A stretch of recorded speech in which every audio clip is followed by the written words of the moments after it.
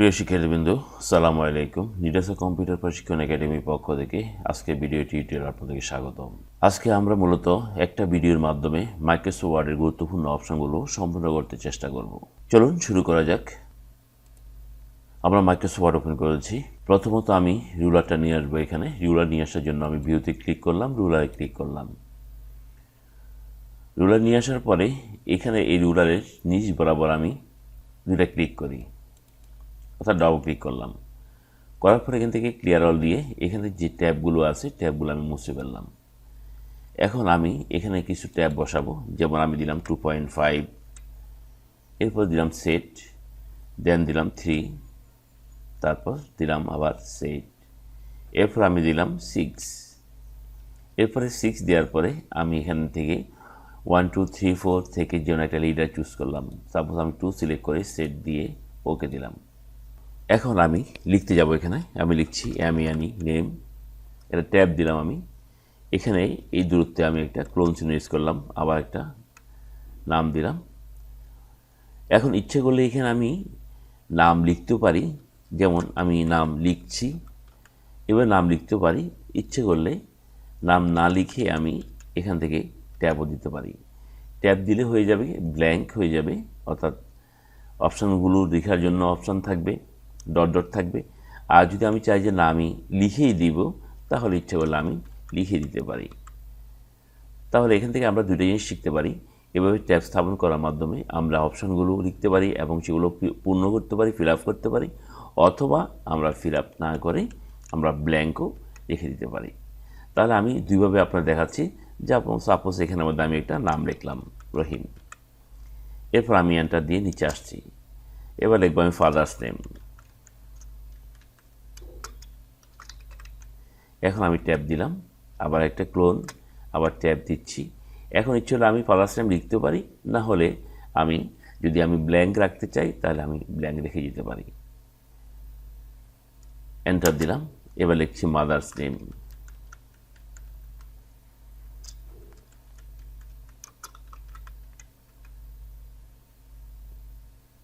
Clone দিলাম, আবার tab দিলাম।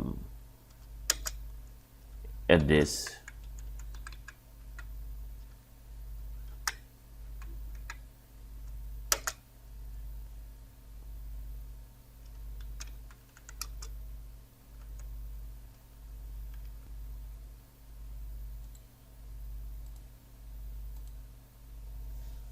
সাপোজ এটা আমি লিখে দিচ্ছি বাংলাদেশি। তবে আপনারা করতে গেলে আপনার যে কোনো একটা নিয়মে করবেন। হয়তো আপনার সবগুলো ব্ল্যাঙ্ক অর্থাৎ ডট ডট দিয়ে যাবেন, লিডার দিয়ে যাবেন, আর না হলে আপনি আপনার যদি নিজের হয়ে থাকে আপনি ফিল আপ করে যাবেন। শিক্ষাক্ষেত্রে আমি দুটো জিনিসই দেখিয়ে দিলাম, আপনার যেভাবে ইচ্ছা সেভাবে তৈরি করতে পারবেন। এটুকু আমি লিখলাম। আরও অপশন আছে লিখার, সেগুলো আপনারা লিখে নেবেন। আমি লিখলাম না, আমি এখন এখানে একটা টেবিল স্থাপন করব, এডুকেশনাল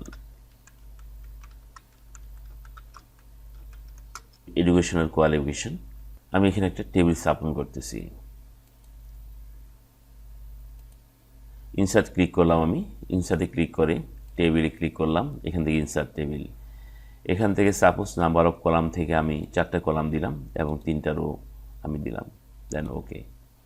এখানে লিখলাম আমি এক্সাম নেম, লিখলাম ইয়ার, গ্রেড, বোর্ড,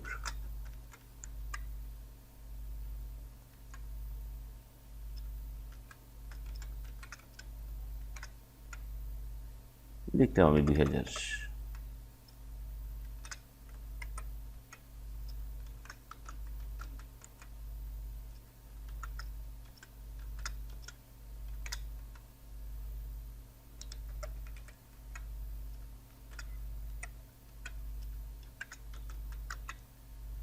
জাস্ট একটু আমি লিখলাম।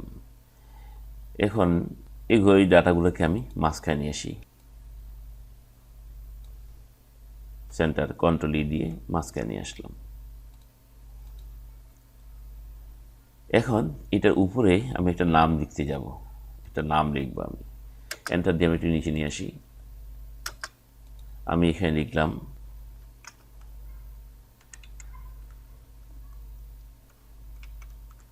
মাঝখানে আসলাম কন্ট্রোল ই দিয়ে, একটু বড় করে নিই, কন্ট্রোল থার্ড ব্র্যাকেট প্রেস করে control B control U, just আমি লিখলাম কারিকুলাম বিটা লিখলাম আমি এখানে। এখন এখানের মধ্যে আমরা যে কাজটা করব সেটা হচ্ছে এই লাইনগুলোর দূরত্বগুলো আমি একটু বাড়াবো বা একটু কমাবো। তাহলে সিলেক্ট করলাম, আমি একটু সিলেক্ট করলাম, সিলেক্ট করে এখান থেকে ইচ্ছে করলে আমরা স্পেসিংটাকে আমরা একটু বাড়াই দিতে পারি, যেমন 3.5 দিলাম। এই লেখাগুলোকে একটু বড় করে দিচ্ছি, কন্ট্রোল থার্ড ব্র্যাকেট প্রেস করে 12 দিলাম আমি। এখন আবার সিলেক্ট করলাম, এগুলোকে আমি একটু নাম্বারিং করব। সিলেক্ট করার পরে এখান থেকে যে কোনো একটা নাম্বার সিলেক্ট করে আমরা 1 2 3, যেমন এটা বা এটা যে কোনো একটা এখান থেকে সিলেক্ট করে দিচ্ছি আমরা।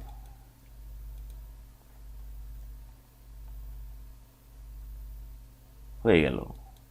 এখানের মধ্যে আপনি যদি কিছু লিখতে চান সেক্ষেত্রে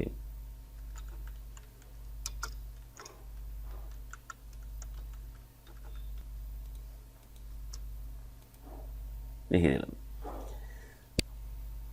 তাহলে এখানের মধ্যে আমরা মূলত জিনিসটা শিখলাম যে একটা ট্যাব সেট করে আমরা কিভাবে একটা ডিটেলস লিখতে পারি, সেগুলোকে নাম্বারিং কীভাবে করতে পারি, স্পেসিং কীভাবে করতে পারি, অথবা সেগুলোকে আমরা ফন্টগুলোকে কীভাবে আমরা চেঞ্জ করতে পারি সেই জিনিসটা আমরা সিলেক্ট করলাম। সিলেক্ট করার পরে এখান থেকে আমরা যদি ইচ্ছে করি আপার কেস বা লোয়ার কেস বা সেন্টেন্স কেস আমরা রূপান্তর করতে পারি। যেমন আপার কেস সব বড় হয়ে গেল, লোয়ার কেস সব ছোট হয়ে গেল, সেন্টেন্স কেস সেন্টেন্সের ফার্স্ট লেটারটা বড় হাতের হলো।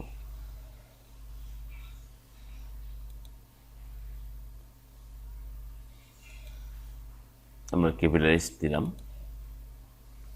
তাহলে আমরা এখান থেকে কিভাবে একটা পার্সোনাল ডিটেলস লেখা যায় সেই জিনিসটা আমরা এখানে শিখলাম।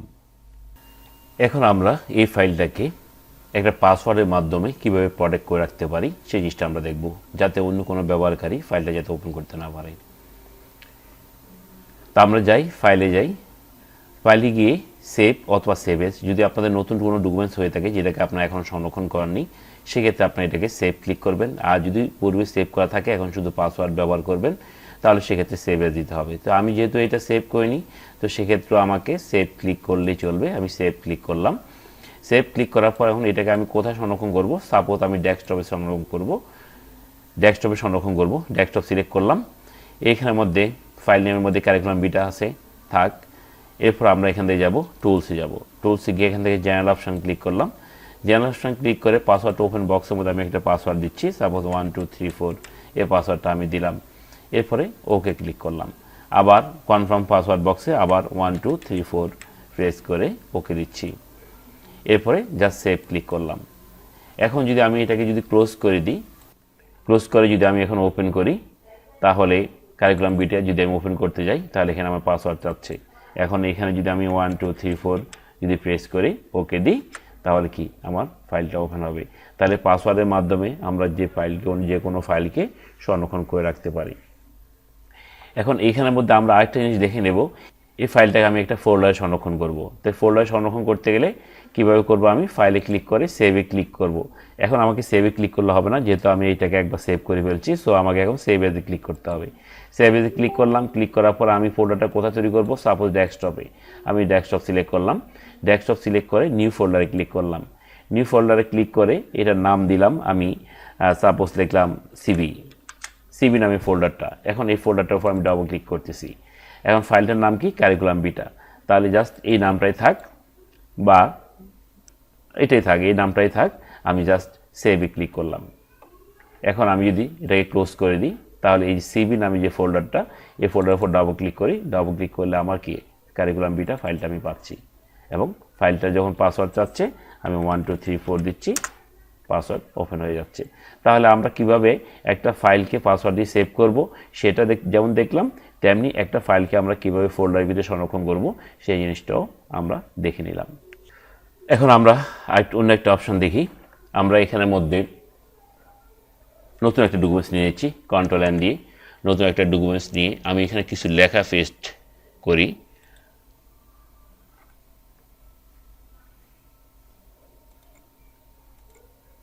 জাস্ট এই লেখাটাকে আমি সিলেক্ট করলাম, এই লেখাটাকে সিলেক্ট করে জাস্ট আমি কপি ক্লিক করলাম। জাস্ট আমি লেখা থেকে বাঁচার জন্য আমি লেখাটাকে কপি পেস্ট করবো, আর কিচ্ছু না। এই লাইনটাকে আচ্ছা আবার পেস্ট করি। এখন লেখাটাকে পুরোটাকে সিলেক্ট করে আবার পেস্ট করি, যাতে তাড়াতাড়ি দ্রুত পেস্ট হয়ে যায়।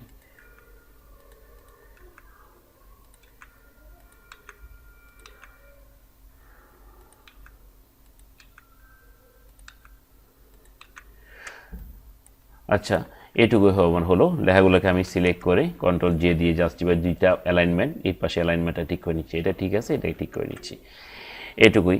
এখন আমি যে কাজটা করব, এই লেখাগুলোকে কলাম আকারে রূপান্তর করব। কলাম বলতে আমরা সারি হিসাবে কীভাবে রূপান্তর করব সেই জিনিসটা আমরা এখন দেখব। যেমন এখান থেকে যদি আমি পেজ লেআউটে যাই, পেজ লেআউটে গিয়ে জাস্ট এখানে কলামে ক্লিক করে যদি 2 কলাম দিই, আমার লেখাগুলো 2টা কলামে কী হয়ে গেল, রূপান্তর হয়ে গেল, কনভার্ট হয়ে গেল।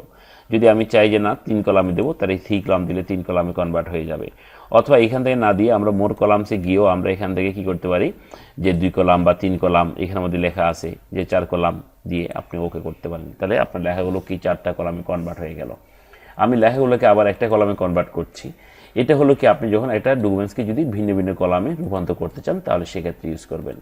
এখন আমরা যেটা করবো সেটা হচ্ছে একটা ডকুমেন্টসকে আমরা একটা ডকুমেন্টসের মধ্যে ভিন্ন ভিন্ন কলামের সহ অবস্থান থাকবে, কিছু লেখা থাকবে 1 কলামে, কিছু লেখা 2 কলাম, কিছু লেখা 3 কলাম, এভাবেই। তাহলে কীভাবে করবো, সাপোজ এটুক লেখা আমার 1 কলামে থাকবে, এর নিচ থেকে আমি কিছু লেখা সিলেক্ট করতেছি। সাপোজ এই লেখাগুলো আমি সিলেক্ট করলাম, এটুক লেখা, এই লেখাগুলো আমি সিলেক্ট করে এখানে আমি কলামসে গেলাম, কলামকে জাস্ট 2 কলাম এখান থেকে দিতে পারি, অথবা আমি মোর কলামসে গিয়েও এখান থেকে 2 সিলেক্ট করে দিতে পারি, এখানে দিতে পারি বা এখানে 2 ক্লিক করে দিতে পারি, ইচ্ছা আমার, আমি ওকে দিলাম। তাহলে আমার দেখেন আমার উপরে লেখাগুলো একটা কলামের হলো, নিচের লেখাগুলো 2টা কলামে কনভার্ট হয়ে গেল, আবার নিচের লেখাগুলো 1 কলামে। এখন এই লেখাগুলোকে আমি আবার সিলেক্ট করছি, আবার সিলেক্ট করে আবার কলামসে গিয়ে আমি এখান থেকে চলে 3 কলাম দিতে পারি, 4 কলাম দিতে পারি, বা মোর কলামসে গিয়ে আমি এখানে 3, 2 বা এখানে যে স্টাইলগুলো আছে সেগুলো দিতে পারেন, বা এখান থেকে আপনি নির্ধারণ করতে পারেন। আমি 3 কলামস দিলাম, ওকে দিলাম। তাহলে আমার কিছু লেখা 2 কলামে, কিছু লেখা 3 কলামে কনভার্ট হয়ে গেল। এখন এই লেখাগুলোকে আমি মডিফাই করব, কলামগুলোকে মডিফাই করব। মডিফাই বলতে কি, যেমন এই কলাম এবং এই কলাম 2টা কলামের প্রশস্ততা কিন্তু একই সমান। আমি ইচ্ছে হলে এটাকে একটু বড় করতে পারি, এটাকে একটু কম ছোট করতে পারি, অর্থাৎ এটা স্পেসটা একটু কমাতে পারি, এটা স্পেসটা একটু বাড়াতে পারি, এটা উইডথটাকে বাড়াতে পারি, এটা উইডথটাকে ছোট করতে পারি, বা এইটাকে ছোট করতে পারি, এটা বড় করতে পারি। মাঝখানে যে গ্যাপটা আছে এই গ্যাপটাকে আমি কম বেশি করতে পারি, বা মাঝখানে একটা লাইন দিতে পারি আমি। তো আপনারা যেটাই মডিফাই করবেন না কেন, যে সেকশনটা, যেমন এটা 2 কলামের সেকশন, এটা হচ্ছে 3 কলামের সেকশন, তাহলে আমি 2 কলামের সেকশন রাখি, সেটাকে মডিফাই করব। কলামসে যাই, মোর কলামসে যাই, মোর কলামসে গিয়ে জাস্ট এখান থেকে ইকুয়াল কলাম উইডথটাকে উঠিয়ে দিবেন, উঠিয়ে দিয়ে এখন এখান থেকে স্পেসিংটা যেমন 5 আছে, 0.5 আমি এখানে কমাই দিচ্ছি, 0.3 করে দিলাম। এবার উইডথটা দেখি আমরা, এটা এবং এটা 2টা কিন্তু দূরত্ব একই সমান, আমি এটাকে বাড়াচ্ছি, অর্থাৎ লেফটটাকে বাড়াচ্ছি, দেখেন এই কলামটার প্রস্থতা বেড়ে গেল, এটা কমে গেল। এখন আমি এই মাঝখানে যে গ্যাপটা আছে, স্পেসিংটা আছে, এখানে মাঝখানে আমি একটা লাইন দিতে চাচ্ছি, তাহলে লাইন বিটুইন বক্সটাকে মার্ক করে দিই, জাস্ট ওকে দিই। দেখেন এই কলামের প্রস্থতা বেশি, এটা কম, এবং 2টা কলামের দূরত্ব যেটা সেটাও কমে গেল, এবং মাঝখানে একটা লাইন দিলাম। একইভাবে যদি আপনি 3 কলামের সেকশনটাই করতে চান, তাহলে আবার এখানে কার্সর রাখেন, দেখে কলামসে যান, মোর কলামসে যান, মোর কলামসে গিয়ে ইকুয়াল কলাম উইথ বক্স থেকে মার্কটা উঠিয়ে দেন, না হলে কিন্তু আপনি মডিফাই করতে পারবেন না। স্পেসিংটাকে আপনি একটু কমাই দেন, আমি 3 দিলাম, এইটাও 3 দিলাম, এইটাও 3 দিলাম, অর্থাৎ 1 থেকে 2 এবং 2 থেকে 3-এর দূরত্ব, মাঝখানে গ্যাপটাকে আমি 3 করে দিলাম। এবার হচ্ছে কি, আমি সাপোজ মাঝখানে যে কলামটা আছে 1, 2, 3 কলামের মাঝখানটাকে আমি স্পেসটাকে একটু কমাই দিচ্ছি, দেখেন কমাই দিলাম। তাহলে কি হয়ে গেল, আমার 3 নাম্বারটা কি বেড়ে গেল। তাহলে প্রথম কলামটা একটু বড়, তারপরটা ছোট, আবার দ্বিতীয়টা একটু বড়, এবং প্রত্যেকটা কলামের মাঝখানে একটা লাইন দিয়ে দিলাম, ওকে। দেখেন এটা একটু বড়, এটা ছোট, আবার এটা বড়। তাহলে এভাবে আমরা কি করতে পারি, এটাকে বলা হয় মাল্টিপল কলাম, অর্থাৎ একই ডকুমেন্টসের মধ্যে ভিন্ন ভিন্ন কলামের সহ অবস্থান, সেটাকে বলা হবে মাল্টিপল কলাম। এখন আমরা যে কাজটা করব, এই ডকুমেন্টসের ফার্স্ট লেয়ারটাকে আমরা হাইলাইট করার জন্য বড় করব। কীভাবে বড় করব, আমরা ইনসার্টে গেলাম, ইনসার্টে যাওয়ার পরে আমরা এখান থেকে ড্রপ ক্যাপ ক্লিক করি, ড্রপ ক্যাপ ক্লিক করে ড্রপ ক্যাপ অপশানে ক্লিক করতে পারেন, বা ড্রপ বা ইন মার্জিন যেতে পারেন। ড্রপটে গেল, অর্থাৎ কি ডকুমেন্টসের ভিতরে হবে লেখাটা বড়, ড্রপড হবে, এবং ইন মার্জিন দিলে কি মার্জিনে চলে যাবে, বা আপনি ড্রপ ক্যাপ অপশানে যেতে পারেন। ড্রপ ক্যাপ অপশানে গেলে একই কথা, এখানে ড্রপ ক্লিক করতে পারেন, বা এখানে ইন মার্জিন ক্লিক করতে পারেন। এখন কথা হচ্ছে, এই যে ওয়াইটা যে বড় হবে, সেটা কয়টা লাইন নিয়ে বড় হবে, এই যে 3টা লাইন নিয়ে বড় হবে না আরও বেশি, তো 3টা স্ট্যান্ডার্ড, আমি এই জন্য 3টাই রাখলাম। তাহলে আমি ড্রপটে ক্লিক করে ওকে দিচ্ছি, তাহলে কি আমার ফার্স্ট লেটারটা কি হয়ে গেল, বড় হয়ে গেল। এখন যদি আপনি কোনো একটা ডকুমেন্টসের মধ্যে যদি কোনো একটা ছবি দিতে চান, তাহলে কীভাবে আপনি ছবি দিবেন? মনে করেন এই ডকুমেন্টসের মধ্যে আপনি একটা ছবি দিন, সাপোজ এখানের মধ্যে আমি কার্সর রাখলাম, রাখার পর আমি ইনসাইডে গেলাম, ইনসাইডে গিয়ে সাপোজ ক্লিপ আর্ট থেকে দিই। আপনি যদি ছবি থাকে, নিজস্ব কোনো ছবি থাকে, তাহলে আপনি পিকচারে ক্লিক করবেন, নাহলে আপনি ক্লিপ আর্টে ক্লিক করবেন। আমি ক্লিপ আর্টে ক্লিক করে গ্রোতে ক্লিক করলাম, এখানে ছবি আছে, আমি একটা ছবি নিচ্ছি, জাস্ট ক্লিক করে ছবিটা চলে আসলো। এখন আমি এই ইমেজটাকে একটু সাজিয়ে বসাবো, গুছিয়ে বসাবো। যেমন এদিকে ফাঁকা হয়ে গেছে, দেখতে ভালো লাগতেছে না, আমি এটাকে লেখাটাকে ইমেজটাকে টেনে বাম পাশে টেনে দিলাম। এখন বাম পাশে টেনে দিয়ে লেখাটা, আমার ইমেজটা বাম পাশে গেছে ঠিকই, কিন্তু আমার এদিকে লেখাগুলো গ্যাপ হয়ে গেছে। তাহলে এটাকে ঠিক করবো কীভাবে? তাহলে ছবিটাকে জাস্ট আপনি ক্লিক করেন, ক্লিক করার পর এখান থেকে ফরম্যাটে যান, ফরম্যাটে গিয়ে যাওয়ার পরে রেফ টেক্সটে ক্লিক করার পরে আপনি স্কোয়ার মার্ক করেন। দেখেন আপনি এখান থেকে উইথ টেক্সট ক্লিক করেন, রাইট ক্লিক করেন, আপনি থ্রো ক্লিক করেন, আপনি টপ টু বটম ক্লিক করেন, আপনি বিহাইন্ড টেক্সট, তাহলে কি ছবিটা লেখার পিছনে চলে গেল। ফ্রন্ট টেক্সট লেখার উপরে চলে আসলো, লেখাগুলো দেখা যাচ্ছে না। তাহলে আপনি এখান থেকে আপনার পছন্দ মতো দিতে পারেন। আমি এখান থেকে স্কোয়ার দিলাম, তাহলে স্কোয়ার দেওয়ার কারণে কি হয়ে গেল, আমার ছবিটা অ্যাডজাস্ট হয়ে গেল। এখন এই ছবিটার মধ্যে আপনি স্টাইল করতে পারেন। ছবিটা ক্লিক করার পরে এখানে দেখেন যে পিকচার স্টাইলের মধ্যে অনেক ধরনের স্টাইল আছে, আপনি কোনো স্টাইল দিতে চান কি না, যদি দিতে চান তাহলে সেক্ষেত্রে আপনি দিতে পারেন। তো এখান থেকে আপনি আপনার পছন্দ মতো কোনো স্টাইল যদি থাকে দিতে পারেন। সাপোজ আমি এটাই দিলাম, বা না দিলেও চলবে। তাহলে এভাবে আপনি ছবি ইনসার্ট করতে পারবেন। তাহলে কন্ট্রোল F2 দিয়ে আমরা এখন দেখি প্রিন্ট প্রিভিউ কেমন লাগে। এই হলো আপনার ডকুমেন্টসটা। তাহলে এই ধরনের অনেক সময় অনেক ধরনের ডকুমেন্টস আমাদের, যারা আমরা গ্রাফিক্স বা ফটোশপ ইলাস্ট্রেটর যাই না, যারা আমরা ইলাস্ট্রেটর যাই না, তাদেরকে আমরা মাইক্রোসফট ওয়ার্ড আমরা এই ধরনের ডকুমেন্টস আমরা তৈরি করতে পারি। তো আশা করি সবাই বুঝতে পেরেছেন। এবার আমরা অন্য একটা অপশন আমরা দেখি। আমরা কন্ট্রোল N দিয়ে নতুন একটা ডকুমেন্টস নিচ্ছি। ডকুমেন্টস নিয়ে এখানের মধ্যে আমরা এখন MCQ কোশ্চেন তৈরি করতে চেষ্টা করব। আমরা কোশ্চেন কীভাবে তৈরি করে সেই জিনিসটা আমরা দেখব। আমরা 1 দিচ্ছি, 1 দিয়ে কিবোর্ড থেকে ট্যাব দিলাম, লিখলাম হুইচ ওয়ান ইজ সফটওয়্যার, লিখে আমি এন্টার প্রেস করলাম, 2 আসলো, ট্যাব দিলাম, সামনে গেল। এখন আমি এখানের মধ্যে লিখলাম, এখানের মধ্যে mouse, enter, Windows, keyboard.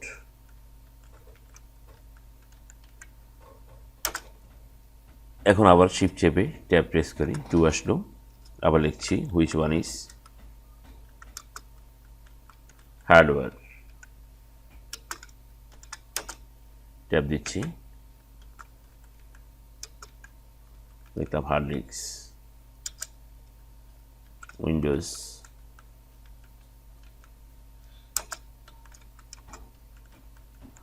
Word. দুইটা কোশ্চেন লিখলাম, ইচ্ছে হলে আরেকটা কোশ্চেন আমরা লিখি, শিফট চেপে ট্যাব দিয়ে 3,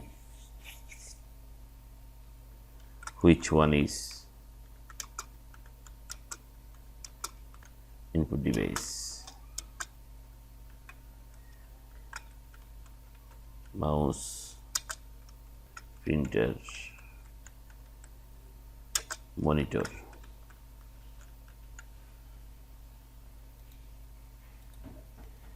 তাহলে এভাবে আমরা MCQ কোশ্চেন তৈরি করতে পারি। এখন এটাকে আমরা কিভাবে প্রশ্ন আকৃতি রূপান্তর করতে পারি সেটা আমরা দেখব।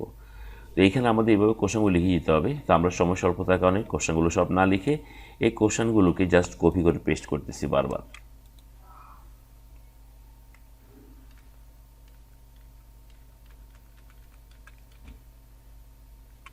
করলাম আমরা এইভাবে একটা কোশ্চেনই বারবার কপি পেস্ট করলাম সময় বাঁচানোর জন্য। এখন আমরা যে কাজটা করব, এখন আমাদের যদি আমরা কন্ট্রোল F2 দিই অর্থাৎ প্রিন্ট প্রিভিউতে যাই, আমাদের প্রশ্নটা এমন দেখাবে।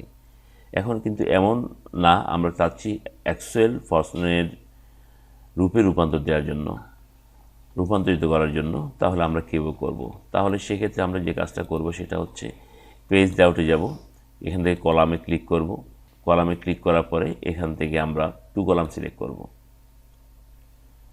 2 কলাম সিলেক্ট করলাম, করার পর এখন যদি আমি কন্ট্রোল F2 দিই তাহলে এভাবে আসতেছে, কিন্তু অ্যাকচুয়াল কিন্তু প্রশ্নের ফর্মেটে আসে নাই। আমরা এখন কি করি, আমরা এখান থেকে ওরিয়েন্টেশনে গিয়ে ল্যান্ডস্কেপটা মার্ক করে দেব। ল্যান্ডস্কেপ মার্ক করে দেওয়ার পরে আমরা এখন যদি যাই কন্ট্রোল F2 দিই, দেখতে পাচ্ছি আমরা এখন প্রশ্নের আকারে বা প্রশ্নের আকৃতিতে দেখা যাচ্ছে। এখন এখান থেকে আমরা একটা কাজ করে নিতে পারি, জাস্ট এখানে কলামে গিয়ে এখানে মোর কলামে যাবেন, মোর কলামে গিয়ে আমরা এখান থেকে স্পেসিংটাকে একটু বাড়ায় দিতে পারি, একটু বাড়ায় দিলাম। এরপরে হচ্ছে আমাদের পেজ সেটআপে আমরা যাব, মার্জিনে যাব, কাস্টম মার্জিনে গিয়ে পেপার ঠিক আছে আমাদের, এখান থেকে আমরা এই ফোরটা সিলেক্ট করে দেব। এরপর আবার মার্জিনে যাব, মার্জিনে যাওয়ার পরে টপ একটু কমাই দিই আমরা 5, বটমটাকে কমাই দিই 5, এরপরে লেফটটাকে একটু বাড়াই দিই আমরা 5, আর রাইটটাকে একটু কমাই দিই, ওকে দিই, ফিক্স, আবার ওকে। যেমন তাহলে এভাবে আমরা এমসিকিউ কোশ্চেন তৈরি করতে পারি সহজে। আমরা এখন প্রিন্ট দিলে এটা যখন আমরা ভাঁজ করব তখন এটা প্রশ্ন আকৃতিতে রূপান্তরিত হবে। আসি আমরা এখন অন্য একটা অপশন করি, আবার নিউ ডকুমেন্টসে যাই কন্ট্রোল N দিয়ে। এখানের মধ্যে আমি একটা সেন্টেন্স লিখে নিচ্ছি আগে। আমরা এখন যেটা তৈরি করব মূলত সেটা সূচিপত্র কেউ তৈরি করে সেই জিনিসটা আমরা এখন দেখব।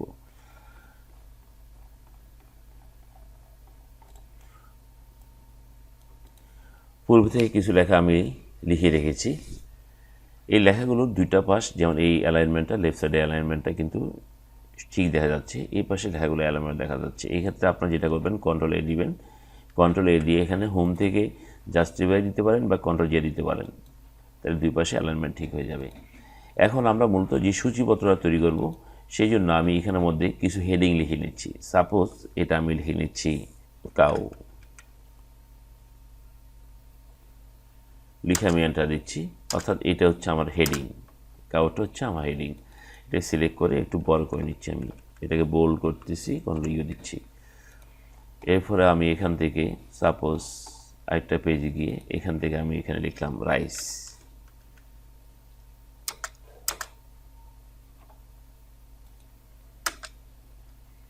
এটাকে সিলেক্ট করে একটু বড় করে নিচ্ছি, কন্ট্রোল B কন্ট্রোল ইউ দিচ্ছি।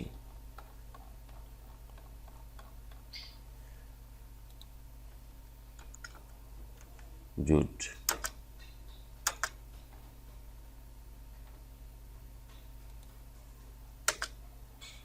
এটাকেও আমি একটু বড় করে নিচ্ছি, কন্ট্রোল B কন্ট্রোল ইউ দিচ্ছি। আরেকটা লিখছি আমি, এখানে লিখছি এটা ক্যাট,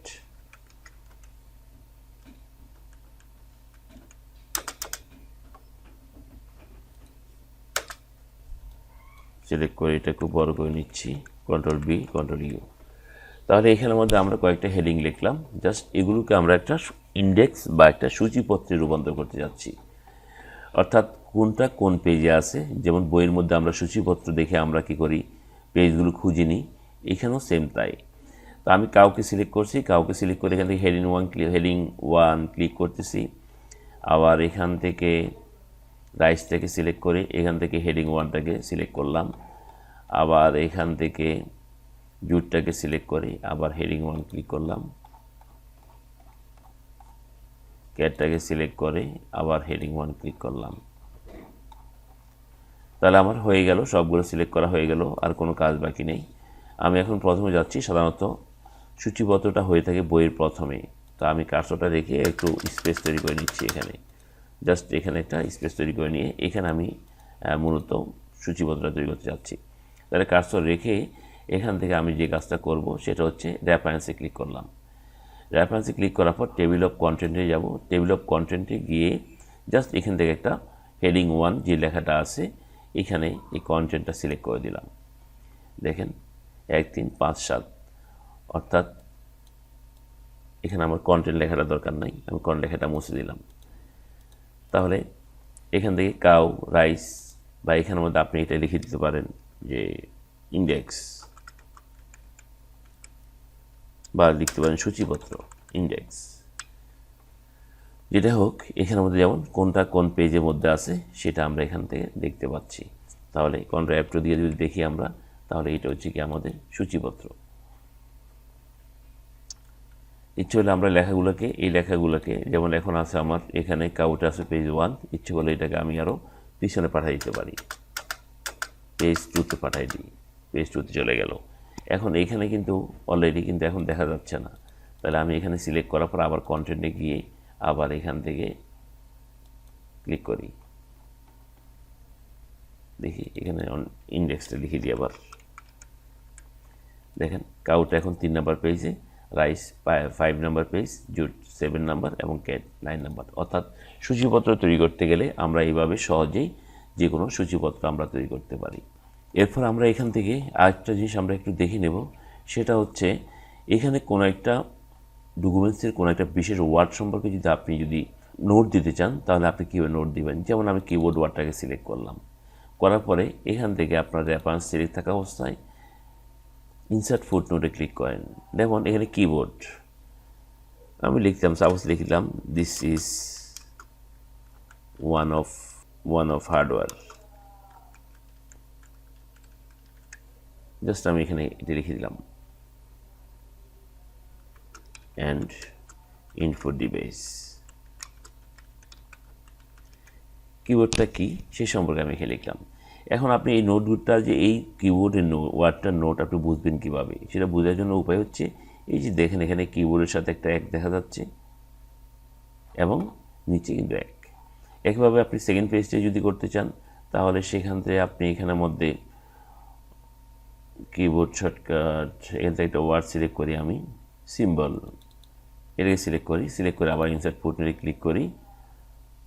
এখানে সিম্বল জাস্ট আমি লিখে দিচ্ছি, জাস্ট আইডেন্টিফাই দ্য অপশন। তাহলে এখানের মধ্যে নোট দুইটা ওয়ার্ডের নোট আমি দিয়ে দিলাম, অর্থাৎ কোন ওয়ার্ডটার অর্থ কী হবে বা কোনো ওয়ার্ড সম্পর্কে যদি কোনো ছোটোখাটো কোনো ইনফরমেশন দিতে চাই, সেক্ষেত্রে আমরা নোট দিয়ে দিতে পারি। এটাকে বলা হয় কি ইন নোট বা ফুট নোট।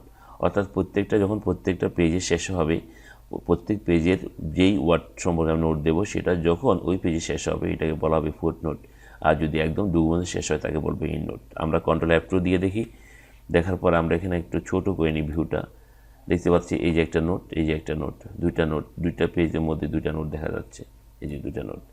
এখন ইচ্ছে হলে আমরা এগুলোকে একদম ডকুমেন্টের শেষে পাঠাতে পারি। তাহলে কীভাবে, এখান থেকে এই যে ফুট নোটসের লান্সারে ক্লিক করে আমরা এখান থেকে কনভার্ট ক্লিক করতে পারি, ওকে ক্লিক করতে পারি, ক্লোজ। এখন দেখি আমরা একদম লাস্টে চলে গেছে, কন্ট্রোল F2 একদম ডকুমেন্টসের শেষে নোট দুটি। আবার আমরা যদি প্রত্যেক পেজের শেষে আনতে চাই, তাহলে আবার ক্লিক করব, আবার কনভার্টে ক্লিক করব, আবার ওকে ক্লিক করব, ক্লোজ ক্লিক করব। এখন কি প্রত্যেক পেজের শেষে চলে আসছে নোট। এটাকে বলা হয় in note and foot note.